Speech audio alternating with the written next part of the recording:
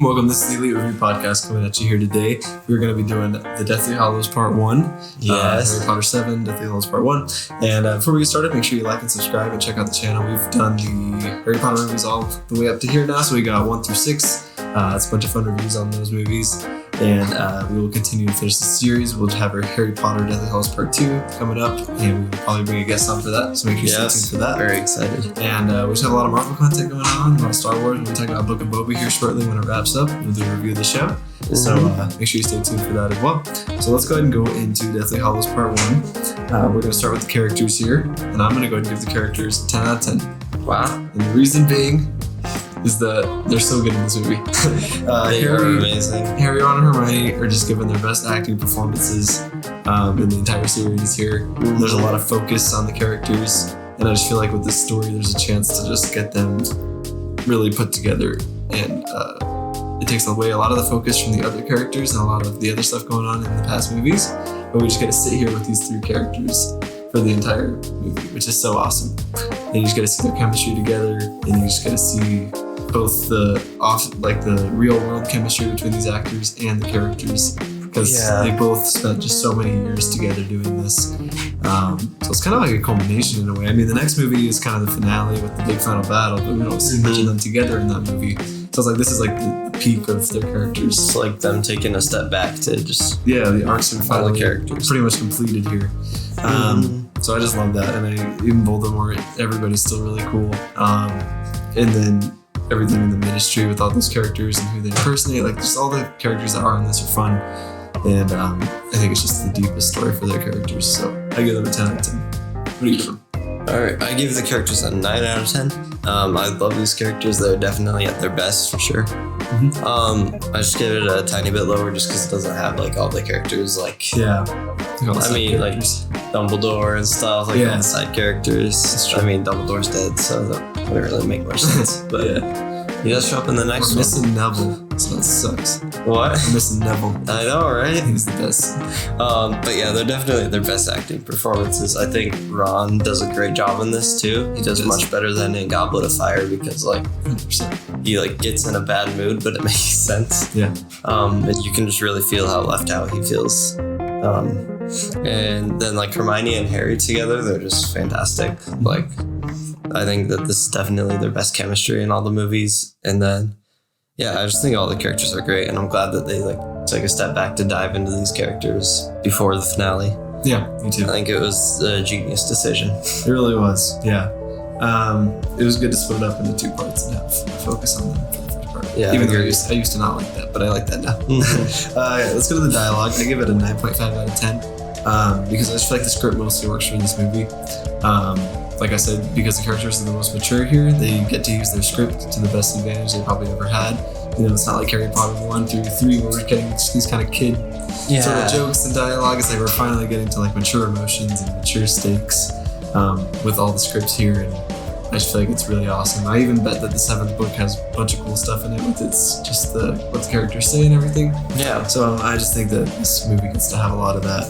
Obviously, when you focus on your characters, you can give a lot of good dialogue for them. So for sure. I went with a 9 out of 10 because this is great dialogue. Basically, just everything you said. There's a lot of emotions in it. Mm-hmm. They're all a lot more mature, so it's dealing with more mature themes. Right. And I just think it works really well. I don't have too much to say, but it's great dialogue. It is. Let's go ahead and go on to the visuals of the movie here. Just how it looks. I give it a 9 out of 10. It's obviously not the most magical movie with a bunch of creatures and spells, but it's very cool in the aspect of the movie and how it's filmed.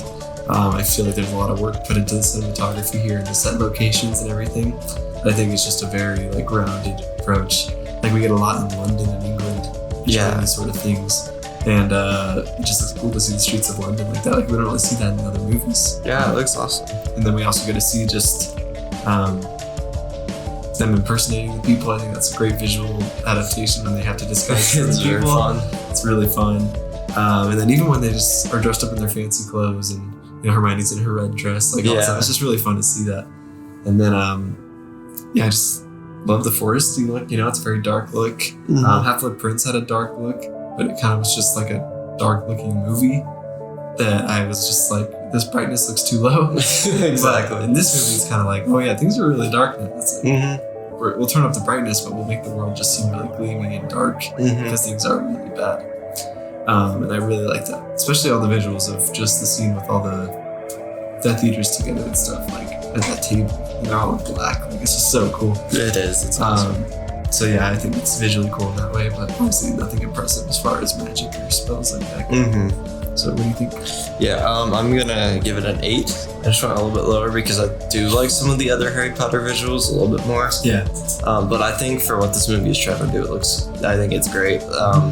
With it just being like a little more dark and depressing. Right. And you can just really feel the tone that they're trying to go for. I do really like the forest look, but I think we spend like tons of the movie there. Yeah. There's not like tons of cool spells or anything, so like I don't know. I like it still though. Yeah. I love that place at the beginning. I always forget the name of that place. What is it? Like the black bricks and stuff. No, it's not like I can't think of it. The Ministry, right? Yeah, the Ministry. The Ministry. Yeah, I always love seeing that place in all the Harry Potter movies. That's always fun. Yeah, so I think it works really well for what it is trying to do. I just enjoy some of the other Harry Potter visuals a little bit more. Yeah, right. Yeah, that totally makes sense. I'm going to go ahead and go on to the plot now. The movie, just how the story goes down. I give it a 9 out of 10. I do think it's a really, really good story.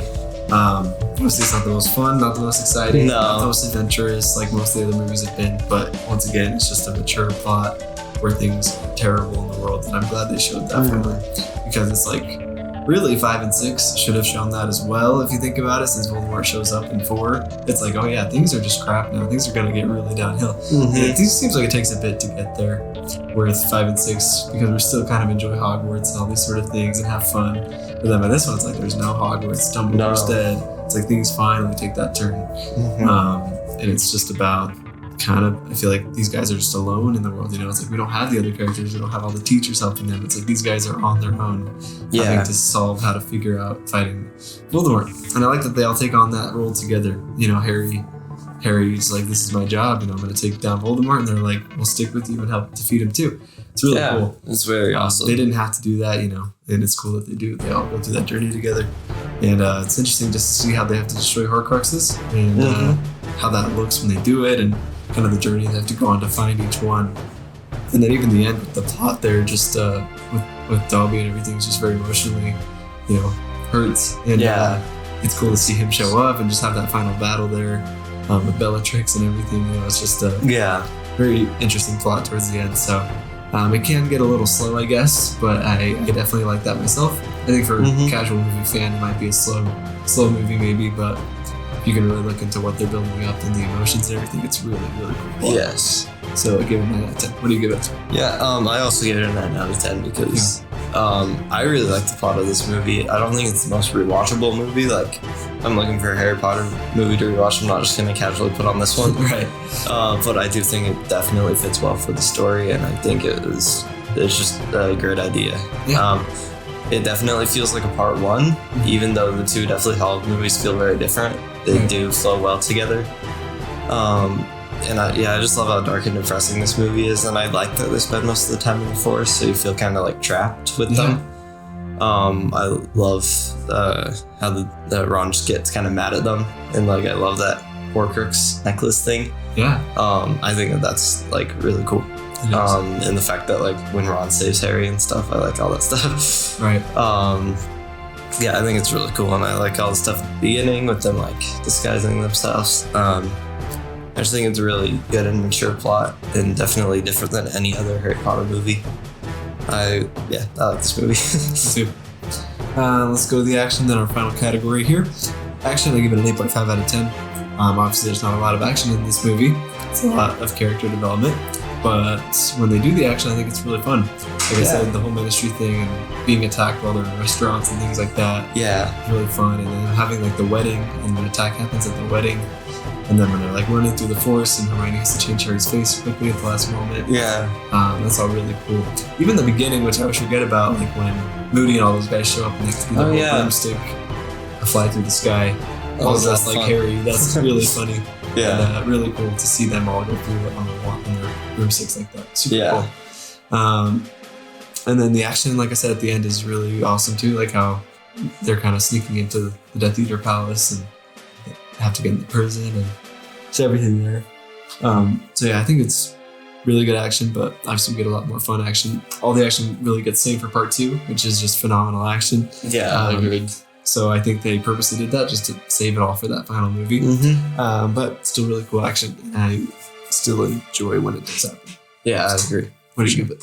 I also give it an 8.5 just because I do actually really like the action whenever it happens.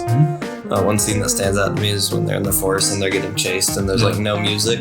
You just hear the leaves like moving and stuff. It feels very intense.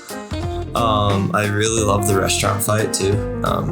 When I think of Harry Potter, for some reason that fight always comes into my mind. And yeah, all this stuff just like throughout the whole beginning, like the first 30 minutes is just all like tons of fun.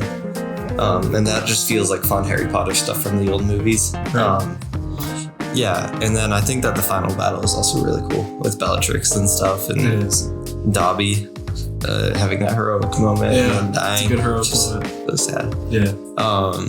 I think all the action is like really cool. They do it. Obviously, there's not that much, but that's why I went with being a little bit lower. And there's not like tons of cool spells or anything, but I do like what they do with this action. Yeah, me too. So what do you give it out of 10? What's your final score here? I got an 8.7 out of 10. Nice. I got a 9.2 out of 10. And what do you give it out of 5 stars? 4 out of 5 stars. No, 4.5 out of 5 stars. Go 4.5 out of 5 stars here. Let's just real quickly talk about tomato score. It's a 77. I think it could definitely be higher. Me too. Like, it should be a lot higher than that. Yeah, I could give it like a 90. Yeah, definitely like a 90. I think it's a great movie. It is a good movie. It's very underrated. I think it's the most underrated Harry Potter movie. Most of them aren't very. Too. Yeah, most of them aren't very underrated, but this one's very underrated. I agree. And it's mostly not most people's favorite, but it's up there in the top for sure. It's definitely one of my favorites. So I definitely get why a lot of people don't like it at first, especially it is very slow and younger kids or people who probably don't know the Harry Potter world very well. I can see why, but I think once you rewatch these movies and go through these movies a lot and you realize how good this movie is, and the more you like storytelling and things like that, it becomes a really awesome movie. I agree. So we highly recommend it. It gets 2 thumbs up here. So let's go ahead and we're gonna wrap up there. Make sure you guys like and subscribe. Like I said, stay tuned for a Book of Boba review, and we will be doing Harry Potter Deathly Hallows Part 2, finishing up the Harry Potter series, and we'll probably go through a ranking as well. So if you're a Harry Potter fan, stay tuned for all that. Anyway, you guys have a great week. See you guys.